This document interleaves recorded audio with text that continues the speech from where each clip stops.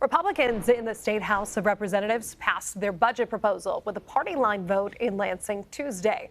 The $78 billion plan comes 2 months after lawmakers' July deadline, and there are a few more hurdles before that bill gets signed. Al Myers joins us from the Capitol, where she's working to get answers about what's next for the bill and what's in it. Republicans in the House touted the budget they passed on Tuesday for the major cuts they were able to include. But I wanted to dig a little deeper and find out what money is going where.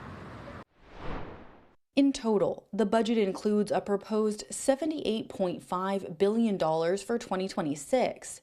That's a $5 billion cut, according to Republican lawmakers.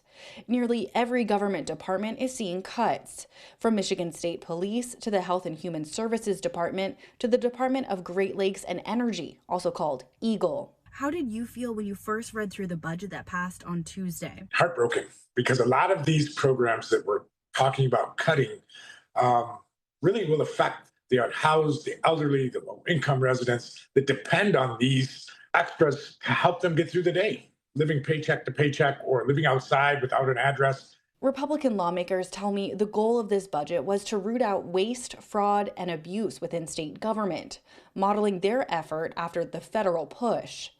State police would see about a $66 million cut and a $28 million cut to the Department of Corrections. In a statement, the state budget office said, quote, "We're still reviewing the House proposal, which makes deep and painful cuts. We'll be working diligently in the weeks ahead to negotiate and pass a balanced, bipartisan budget that prioritizes fixing our roads and ensures anyone can make it in Michigan," end quote.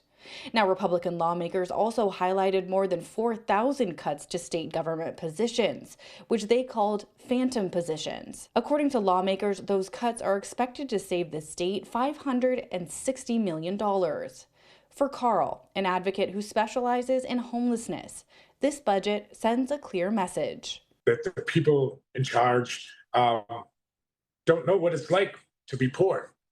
They don't know what it's like to depend on these resources and systems that they're talking about cutting.